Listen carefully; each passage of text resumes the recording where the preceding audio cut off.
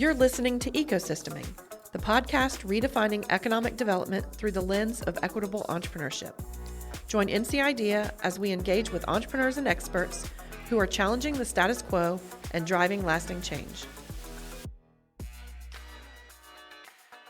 Welcome, viewers and listeners of the Ecosysteming podcast. I'm your host, Tom Rue, and I'm very excited to be in studio with another exciting guest. And let me just say, like all my previous guests, bright beyond words, accomplished, inspirational. Thank you. But you are different in one very important way. What's that? I don't think I've ever interviewed a guest who was a drug dealer.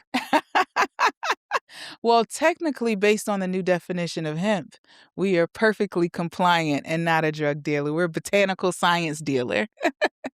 So, of course, I'm referring to one of our wonderful funded founders, Nicole Vanderhorst, founder and CEO of WH Farms. Yes. To say you're an ag entrepreneur, I think would be an understatement, because really WH Farms, and you correct me if I get anything this wrong, and I had to write it down because it's a lot. You are USDA licensed. Yes, we are.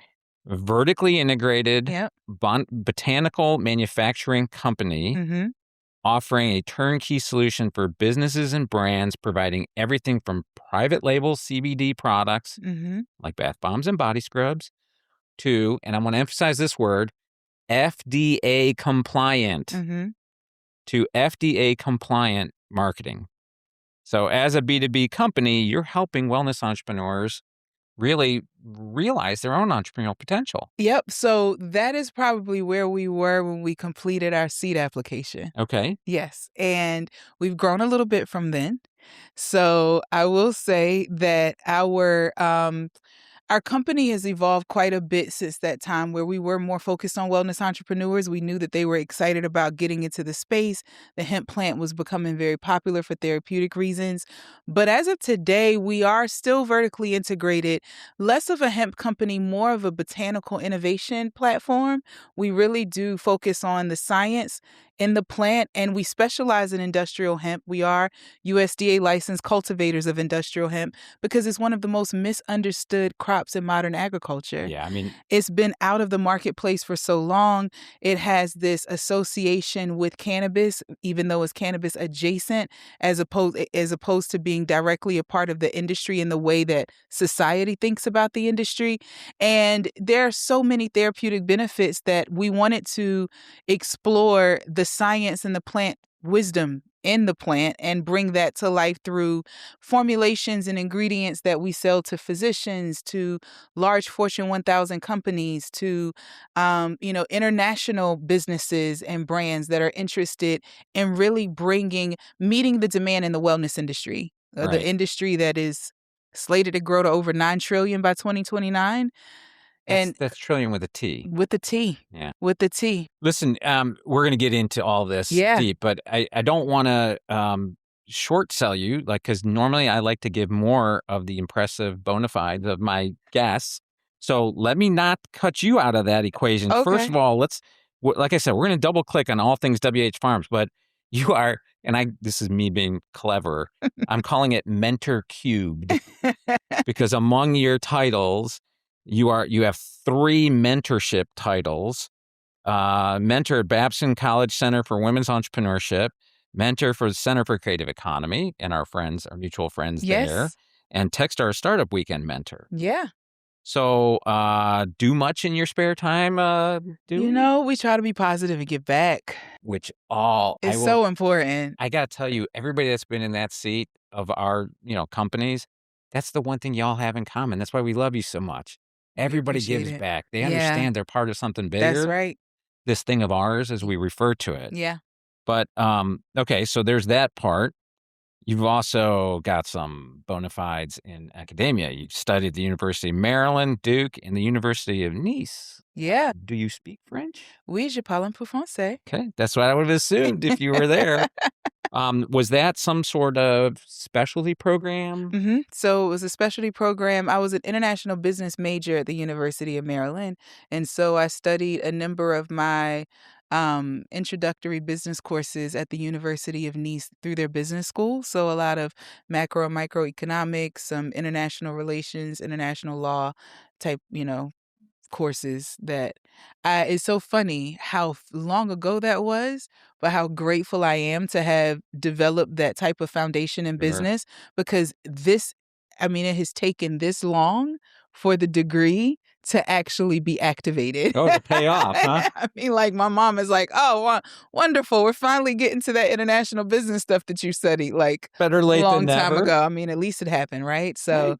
yeah. So it was a lot of that, I would imagine, that fueled your, frankly, 20 years you spent in our nation's capital Yeah. in commercial real estate, Class A space, right?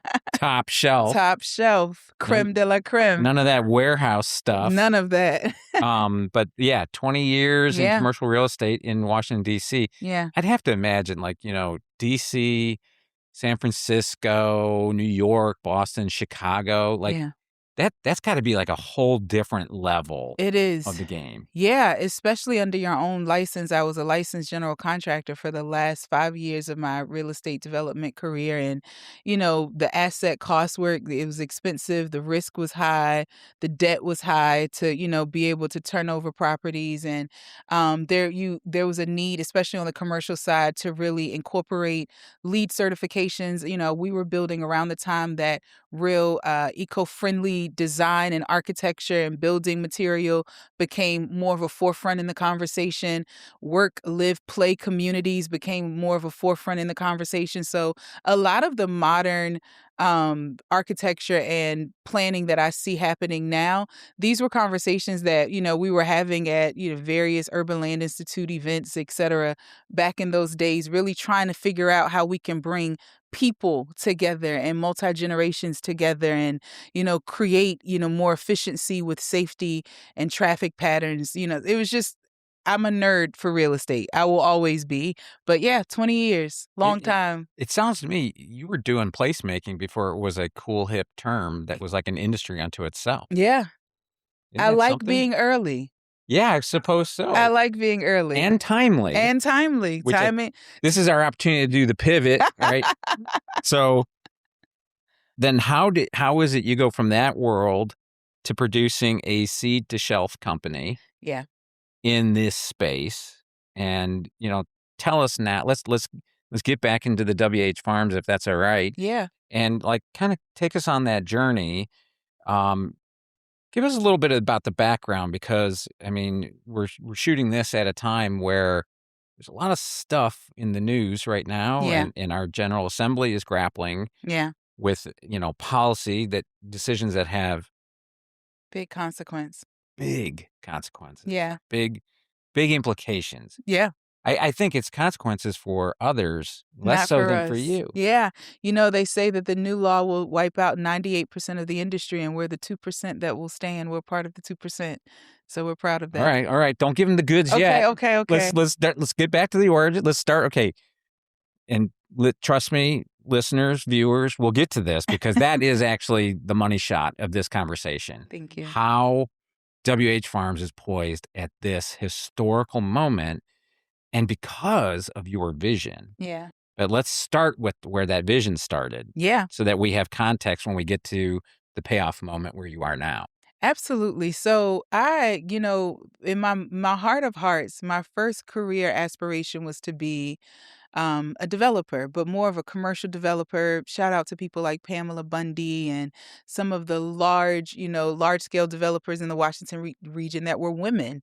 Very male dominated space. And I decided that I wanted to really put my all into understanding how to build and develop Class A real estate and invested a lot of my time and energy. I mean, I literally moved next door to my office. Legaman Norman was the company that I was with for about, I think, 12 or 13 years so that I could walk to work and be there by 5 so that I could then work earlier than everyone else so that all of my work could be done by the time my supervisors would come in so that I can then ask for more work so that I can see how I can become promoted. Like that's how, get it how you live, like just very much so going after it.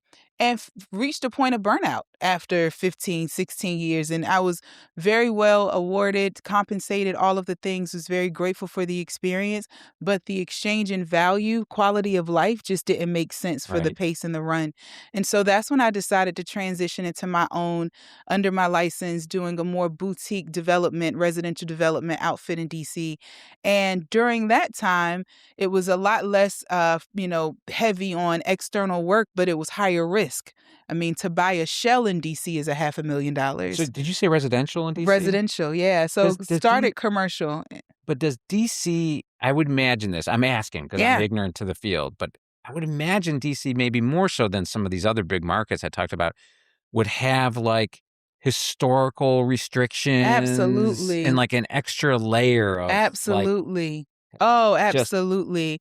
I mean, their licensing and permitting office has so many caveats because of the types of properties that you stumble across in DC. right. And then they also have certain laws that benefit squatters. And so you may acquire a property, but then have to Really? deal with getting the person out of it when they actually, it's a tenant friendly space. And so it's very complicated navigating that terrain, especially under your own license and as the principal of your projects. And so when I started to go through that experience as an entrepreneur, although I didn't have the heaviness of the workload, I had the risk. And also the delicacy of having to deal with 100% male teams that may not, there's no HR office at your construction site. So, again, yeah. You mean there could be issues there? Oh, please. There were and so that's what made me, develop a very like a comfort with being direct and respectful and respected. Right. It goes both ways. And so within that season, my father passes away. And it was a 5-month journey before his decline. And so I was trying to manage projects in DC, driving 3.5 hours to Eastern North Carolina to be with him in the hospital.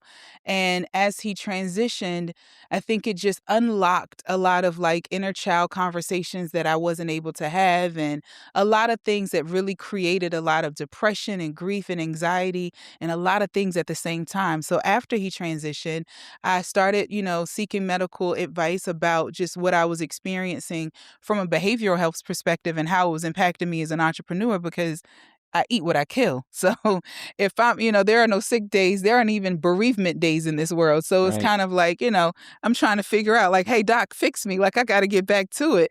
And at the time she, had this wonderful suggestion of, well, why don't we do a combination of prescription as well as talk therapy? And let's just see how that can, start to really progress you. And I just was very uncomfortable with prescriptions. This was a time where we were seeing finally more open conversations about the negative impact of opioids. I didn't understand. I'm a very botanical person. I mean, I like peppermint oil for a headache. So I'm not really into taking medicine to feel better. I've never needed to do that. For those who have and for the medical professionals who advise it, I'm not saying that it's bad for all. It just wasn't for me. Well, and you were, I mean, if my biographical research is correct, you were a kid of the DARE generation. I was a DARE representative. I stood on the What, stage. for the benefit of our listeners, why don't you do quick on that? Because that was Yes. Nancy Reagan. Nathan, your Just brain. say no. Just say no. This is your brain. This is your brain on drugs with the fried egg in the Yep. pan. Sheriff James Knight of Edgecombe County was my godfather, and he would put me on the stage and have me talk about just some of the experiences living in that small community where there was a war on drugs and a 2-stoplight town where there were not municipal resources to deal with what happened in the late 80s and the early 90s in Right. Eastern North Carolina. So I was a DARE kid for sure. And it was my first time even being interested in something outside of, what is now considered alternative medicine. And it was because of the veterans. The veterans were so vocal about how hemp-derived CBD was helping them with managing anxiety and managing insomnia. And those were all of the things that I was dealing with. And so I was like, what's the harm of me trying this first? Before we go in this direction, would you write me a prescription to go see a facility that could give me a cannabis card so that I'm able to go to a dispensary. I was in Maryland at the time and try different options. And I started with a hemp-derived CBD tincture, and I would put it in my coffee every morning because I'm very like ritualistic. Like I like my coffee at the same time, same temperature, same. I'm a very same type of person. Habits. Creature of habit, right? It's discipline. So I added my coffee to my tincture to my coffee every morning, and Tom, I literally felt like I was living a new life. Like layers just started to shed. And before I was like sprinting through quicksand, trying to keep up while aware that my body and my emotions were just down, right? This tincture, taking it daily, day by day felt my mood lift. Day by day, I felt that my, thoughts weren't running rampant in my mind, but they were appropriately filed in file cabinets. There was a lift of the brain fog, and I could really focus. And there was also a level of calm that caused me not to be as reactive, because when you're dealing with like contractors and sometimes they try to be, a little slick, you confront them and they confront you back, it's back and forth.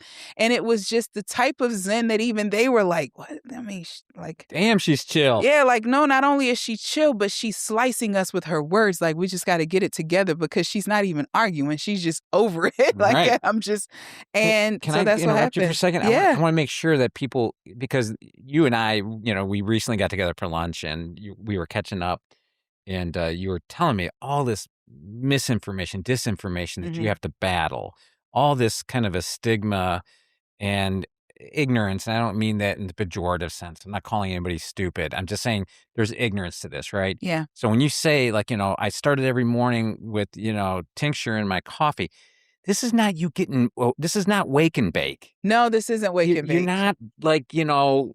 This is wake and meditate. Yes. So I just want to be clear on that, right? Because somebody that doesn't understand the space. Yeah. And, okay, since, I'm plumbing Q Nicole's depths of her personal life, I'll make a disclosure. I am a daily CBD user. He loves his Zen. I have found the benefits of CBD years and years ago. So I want people to understand this is not weed and getting high and Willie Nelson's infused cocktails and all that kind of stuff. This isn't Cheech and Chong. So here's the thing. Very quick, very, basic ag definition. So the cannabis sativa plant is a scientific name of the plant, has 2 species, one marijuana, one hemp. Hemp is the cousin of marijuana, but it is not marijuana. What makes it different is that it has less than 0.3% THC on a dry weight basis. Cheech and Chong, Willie Nelson, the stuff that weed is like 30+% THC. Nothing compared to what we are conversing about. But hemp has your communion wine is more. Will affect oh my you gosh! more Oh my gosh! Absolutely. The tincture of CBD. Yeah, and it has a 6,000-year plus track record. Is that all? Of all that we can trace, right? That it shows this ancient botanical wisdom and how it's worked across multiple cultures and civilizations around the world for pain management, for its anti-inflammatory qualities, for its muscle relaxation qualities, insomnia relief, therapeutic benefits that are, and not that we're making any FDA claims, this is just the testimonials and the historical research that's out there about the plant. No, highly misunderstood. Very misunderstood. And it's important. The reason I'm teasing this point out, dear listener, is that, and I'm not going to steal any of Q Nicole's story here, but I'm going to tee it up. Here is a high growth, high impact startup in an ag state with an ag opportunity to feed a exciting, limitless potential with a new crop and strain. And you're struggling to raise money. You're struggling to be supported in the way, a couple bros from the Triangle with a SaaS-based company to, help B2B, insert, blank here. AI. Like, it's like this is it's frustrating to me, and Yeah. I'm letting my bias get out right now. Maybe I should have had a tincture before we got on this episode. But it's maddening to me because I look at it and go, this is the future, Thank you. like, of Yeah. entrepreneurship Yeah. in this state in particular, Yeah. and the jobs it's creating. I know you're recently Absolutely. adding to your staff. Yeah. And the fact that you've been you've been getting meetings. Let's be real. Let's bring it. Let's bring it. And Yeah. let's be real. People we all know, people that are probably tuning in, Yeah. you've had a sit down with this incredible founder, and you've misunderstood the play here. Yeah. And one of the reasons I'm really pulling on this is because I have no doubt you're going to be wildly successful, Thank you. and you're going to get help. The capital stack will help and be Yeah. a participant. But unless some people invest in their own education, Yeah. that benefit is going to inure to people, to funders outside the state. Outside of the state, that's one of the hardest things as a startup, early stage founder in this market, knowing that we are the number 3 ag state in the country, knowing the type. And first, let me say that we are more of a white coat company than we are a retail brand, and that's where people they confuse us. They think that we want to be a branded product on everyone's shelf. We want to be a branded ingredient in everyone's product. I mean, we really want to elevate the science. We want to meet the demand of more traceable, trustworthy botanicals inside of these personal care goods for people and pets, large industries, large opportunities. FDA certified. FDA certified. We are GMP and ISO certified and USDA licensed. And those are accomplishments that we achieved as a bootstrap company because we knew even though the checks didn't get cut, we still had to keep going. Like, at the end of the day, we want what we need, but the lack of having it isn't enough for me not to put everything on the line and go get it. And so fortunately I do agree. We have been miscategorized and the industry is absolutely booming. There's so many industries that are looking for new innovation. And I think that that's what we offer. And so we are excited to have some support from the state with the Forsyth County Building Reuse Grant. That was October of 2025. Yep. Yes. So we are we will be bringing a facility to Forsyth County. We have other grants from state agencies to help with some of our equipment purchases. We were just recently backed by SBA, Stearns Bank. Thank you. They offered us a 7A. So we've been, having SBA fund drug dealers. They don't. Which then means that with this due diligence that they definitely did, we must be that squeaky clean. We actually, of the entire industry that you're referring to, only 3% is exporting, and we're one of the 3%. So we are backed by federal, state, and international agencies as we grow and expand this industry. And again, we are about the science in the product and in the bottle. Are you exporting into the EU? So we are. We are. And, I've heard, and one of my previous guests, Doug Spade from Max Nano, their prospects for what they do PFAS remediation. It's actually they're seeing more upside potential in the EU because apparently there's a little more. At the moment, there's more priority and emphasis about keeping forever chemicals out of water in the EU than as it should be here in the States. A little bit for you community. Do you find that to be similar? Yeah, 100%. So a couple things. In this industry, because industrial hemp is adjacent to cannabis, and because we are the farm, so we kind of get grouped into the big cannabis conversation. This is a very state by state regulated product or crop, but in other countries it's not. And so we also found that because regulations are more progressive in other countries, there's also a different social acceptance. Right. It's already being integrated into, a variety of retail locations, and it doesn't have the same fight for commercialization as it does in the U.S. And so we started exporting in early 24. We actually went 0% with our formulations in late 23, early 24. So before the hemp ban, we were already postured and positioned to grow internationally, but we weren't able to kind of help investors understand the opportunity that we had and the way in which we were able to really capture market share. So we've, continued to move forward. We've just launched and launched our pathways in 4 different new countries, but we definitely have benefited from following a pathway that I think I've been able to kind of like perceive based on my previous experience working in deregulation. I think you're glossing over something because I think it's genius how you are positioned at this moment. Thank you. And I mean, I've only known you since 2022, but I mean, it wasn't a hard decision, to give you the seed grant. Thank you. It was a fairly easy. So, what would you attribute? If it feels like I'm rambling, but let me try to land the plane here. It feels like you kind of could see that this moment was coming. Yeah. How did you know to do that? Or was the calculus like, hey man, you can always go into THC, or you can always go in, it would be easy to flex that way, but very hard to go the other way? Or Yeah. how did you know to be ready for this moment? Yeah, so I'm grateful. First of all, I have to say I'm a believer. I'm a Jesus girl, so shout out to the Holy Spirit. I definitely appreciate the downloads.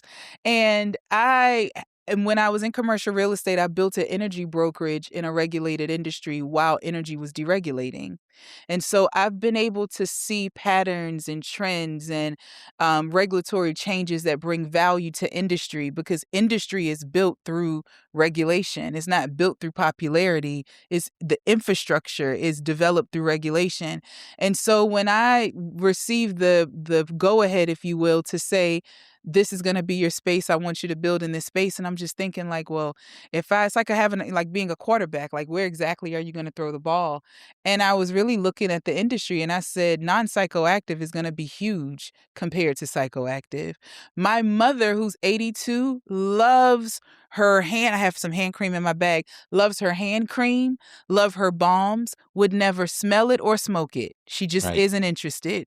And when you start to think about the aging community, there's so many needs that they have that this plant can help with. No doubt. When you think about the pet community, they can't smoke, but they can certainly appreciate the various products that can help them with their nervous system. And so that was my bet. My original goal was we want to really establish the infrastructure for what this industry will become from a personal care goods perspective, because non-psychoactive is going to eventually outweigh psychoactive, popularity. Yeah, I hope there are potential funders watching this, because you just revealed so much insight as a founder, right? And when they like to say, hey, we bet on the jockey and not the horse, with you, they've got somebody that understands, I'm going to throw the ball, to use your analogy, I'm going to throw the ball where the receiver's going to be, Yeah, not where he is at the moment, exactly. right? Because it's about forward momentum. Let's see how much we can torture this metaphor. And that's so much to your credit. And that's why I wanted to Thank you. suss that out a little bit more, because to you, it's second nature, Thank right? you. And it's a common feature I see in these interviews with these accomplished founders. It's tacit knowledge. My good friend Gary Schoniger would always say at the Entrepreneurial Mindset, it's tacit knowledge, Yeah. right? There's masters in certain things, and if you ask them, well, how do you do that? They really can't tell you, but they do it, Yeah. and it's because it's second nature to Yeah. them. Yeah. And for you, and for all of us that have this kind of mastery of anything, that comes through your lived experiences, Yeah. right? 100%. We are the sum of our experiences. Yeah. So those 20 years in that real estate grind prepared you Yeah. for the grind you've got now. Yeah. That's in And that's why I'm front of having you. so much fun with it. I think that I am so accustomed to hard work. It's like, oh, great work. We like this. One more little stroll down biographical lane. So we did a thing about you, just a little, get to know our companies. Okay. And one of the questions we gave you back then was, when did you know you wanted to take an entrepreneurial path? And I apologize for bringing this out there, but it's so funny because you gave I don't know what I said. oh, I'm going to tell you what you said. I'm going to quote you. You said, I knew I wanted to take an entrepreneurial path when the potential to be a great contributor to society, urging from within me, could no longer be silenced. even in slumber. Oh, yeah. Is that your fancy way of saying it was keeping you up at night? It would wake me up out of my sleep. I had a great corporate job. I mean, great corporate job. And it was not during the time of social media. Right. So entrepreneurship was not that cool. No. I had an office. Or that easy, I would say. I had a car allowance. They took me to pick out my car. I mean, I had a great corporate gig. My mom would come up from Pine Tops, North Carolina, and she would say, "Oh, that's one of your buildings." It was just a thing. Yeah. And then it's just like, urge, you should be doing more. What? Like, what? And then it just became my tolerance and taste for my own mediocrity became disgusting to me. There was more to give. Wow. Harsh There on was yourself more to much? give. There was more to give. There was more to do. There was more. It's like, okay, you have eaten from the table. Get up now. It's time to get to work. I told you 5 years and I stayed 10 because it was such a good gig. But he had told me, speaking to the Holy Spirit, 5 years. And I just was like, I'm going to stick around for 5 more. Fortunately, I saved really well because I had to invest multiple hundreds of thousands into this business to move it forward. So, but yeah, I am a vessel. I recognize that as such. My role here is to receive, produce, is supposed to create economic impact for others, the farmers, the benefit of the formulations to the patients. This isn't me. This is what's supposed to work through me. That's what I'm supposed to bring into the company, build the company from, help people with. It's all about getting it out. And if you ever get comfortable, you don't get it out. I had to pause for that line because that was beautiful. If you ever get comfortable, you don't get it out. Don't get it out. And there's a lot of truth in that. And, to that point, again, that flowing of generosity is also, and I should point this out for aspiring entrepreneurs that are watching this, if you want further inspiration, follow Nicole, watch what she puts out there because I think it's a little bit more recently, and by recent, I mean like in the last couple of years, you've been more vocal on self-care. Yeah. As founders. Absolutely. Like, hey, it is hard. Sorry. This stuff is hard. Yeah. Right. And care for yourself. Invest in yourself. That's right. Because if you're broken, you can't do this. Can't get it out. You can't plow the field with a broken plow. Yeah. So I think that's important. We sometimes glamorize the grind. Right. I've got a nephew. He had a magical summer last summer working he had a co-op at Planted.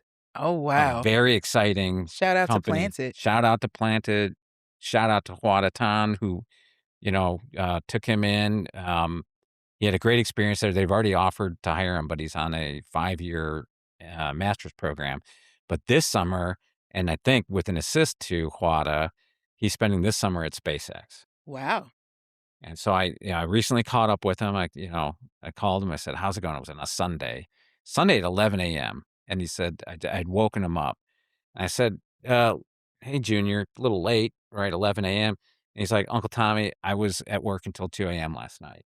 And I said, oh, so is that the way it is there, the grind? And he said, the days are blurring. Yeah. Like meals, I'm losing weight. And I said, all right, is that healthy? Yeah. And to his credit, because he is mature beyond his years, he's like, no. And the way he's explained to me is he said, I have told myself my 20s, that's the decade that I'm going to be overworked, I'm going to be abused, but I'm doing it with eyes wide open. That's right. And as long as I'm learning something and I'm part of something important, I'm willing to make that investment. Yeah. But to his credit, he knows it's not long term. Right. That is rare. And when people like you vocalize the importance of paying attention to that, don't hit that wall. Yeah. Understand, my producer, Christian, he's a big time runner and rock climber. He doesn't go climbing when he's tired and feeling strained. As a matter of fact, he was on a climb where the last thing he heard from somebody that was climbing next to him was the climber said, and I think I'm getting this right, oh, I'm feeling tired today. And then moments later, she fell and had a very catastrophic injury, right? I don't mean to be that extreme and dramatic, but that's the consequence. Yeah, no, you have to be mindful of your engine and knowing, its age and where it is in its journey and what it can produce. I do believe that there is a time and a season for everything. I am not, this isn't characteristic of my gender, but you know, I don't believe the Bible says that laziness is just almost deplorable, right? Like when you read about laziness in Proverbs, he doesn't mince his words at all to make it very clear. I look at your field, I see why it is the way it is. You're lazy, right? Working is a part of answering prayers. You can't pray for something and not be willing to walk it out. You can't pray for something and not be willing to put it on the line. And so I do believe there is a season for work. I don't mince work. I don't have a problem.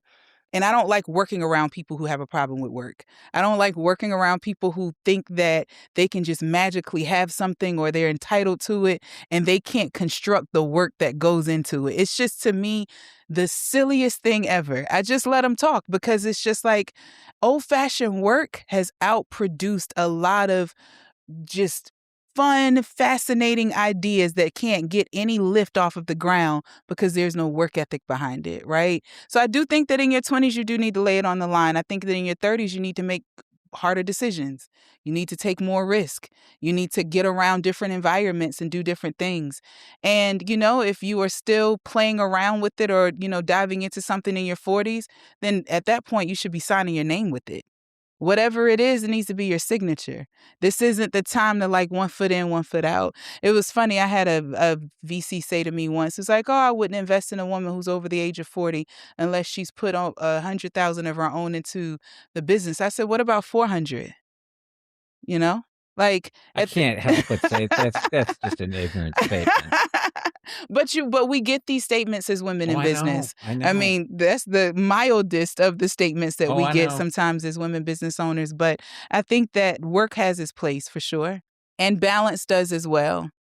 And that nervous system regulation piece is, I think, a good litmus test because we can't operate out of frazzled nature. It just doesn't work well. We can't. And you know what else? We also know that our success is shared That's right. by others. That's right. And I'm not asking for any recognition. We already mentioned we were happy to put early money NC Idea into. was the first 50,000 in our capitalization strategy. And you were our first pitch competition. Good. I was so nervous that I spent the night in a hotel and practiced all night and all morning so that I could make sure the Q&A. I was so nervous. So thank you for what you guys do, for sure. It was amazing. Thank you. But I want to broaden the tent. Because I know, you've been involved in Launch CLT, you're at Winston Starts. These are all people and partners, that we fund and we collaborate with because it does, this ecosystem, this thing of ours that we like calling it, and we mean it, not ours as in it belongs to NC Idea, it's ours as in it's partly yours, it's partly ours, it's partly Winston Starts. Yeah. And the more we all support it, the more we all put into it, the more, comes from it. Yeah. More of it, what you put in, you get out what you put in. Yeah. And y'all get that, right? That's why I think you have the support and, you're putting employees and farmers to work in Beaufort County, I believe. Beaufort County, and we also work with a number of farmers that were impacted by Hurricane Helene as well. So both ends of the state. Yeah. Yeah.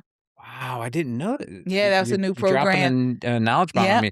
And, we have very close friends and partners in that part of the state as well. And they still. Yeah.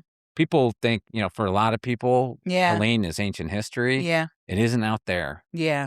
And that's been our goal as a company, is to lift the entire state up. We wanted to really economically benefit disadvantaged farmers. Our farm in particular plus other farms as our capacity grew on our production side.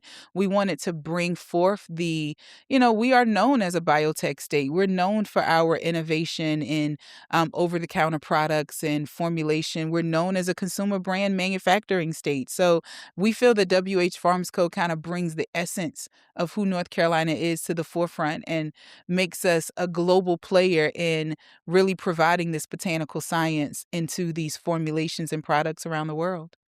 So to that end, for you to realize that grand vision, Yeah, I'm guessing, I'm giving you the floor to state it for a fact, that you could probably use some working capital. Could probably do a absolutely. raise right now. So Yeah. if there's a chance funder watching and tuning into this, why don't you, here's your chance, put your ask out there and what's the opportunity Yeah. and why should I back you? Yeah. So the opportunity is to really be a part of leading and pioneering an industry channel where the botanical science of hemp, a new crop that we're exploring, is meeting the demand not only for wellness individuals and companies, but just a growing demand of the cannabis plant from a non-psychoactive perspective in the both people and pets personal care goods space. It is the industry size is about $82 billion is where it's expected to be in the next 4 or 5 years. And our goal is to reach a small fraction of that, but to do so with global reach and, see an exit within the next 5 years. And so we're raising $1 million. And that $1 million will go toward working capital. It will work in conjunction with some additional SBA funding for our facility in Winston-Salem. It will also help to create more international distribution pathways in countries that we've already researched and we've developed relationships within. And so we're really excited about also lifting up the science, the IP, really understanding the innovation that we have within this state. The woman who created or developed the concept around the endocannabinoid system is from the Wake Forest School of Medicine. No kidding. So the scientist that discovered medical cannabis is in this state, and she's the godmother of the industry. And so we're able to work with these phenomenal botanical scientists and medical scientists to develop formulations and ingredients that businesses and brands around the world are looking for. So we really are excited to just have some more gas in our tank because we're ready to move at a pace that not only helps us to grow domestically but internationally. All right, and I'm going to put the period at the end of the sentence. And again, FDA cleared, Absolutely. legal. Yeah. It has nothing to do And the with hemp ban doesn't impact us at all. We bring any of it. products to finished goods. All of our products are 0% THC. The new hemp ban says everything has to be less than 0.4 milligrams THC. That's not a problem for us. So we actually were able to hold out until the federal clarity and framework was developed so that now we are infrastructurally ready to run. So we have a great team that's really excited about an infusion of capital. That's awesome. Let's hope we aren't going to be ceding your success to people that were visionary enough from other states to come in the capital stack. We'll continue to be a fan and do what we can. Thank you. Obviously. Thank you. But I want to thank you, personally, professionally for what you do. On the personal level, you're just an inspiration. Thank like you. so many of the people we have the good fortune to rub shoulders with. And then professionally, we just had our 2025 micro grantees complete their cohort and they did their final presentations the other day. And one of them came up to me and said, "What can, we so much appreciate what you've done for us. What can we do for you?" And I like to say to them, just be wildly successful, right? That's what you do that shows Thank you. appreciation of us, because when you're wildly successful, it validates what we're doing. Yeah. And then a little bit tongue in cheek, and I'll say this for you as well, when you have that big exit, Yeah, we're just coming back to pour. right?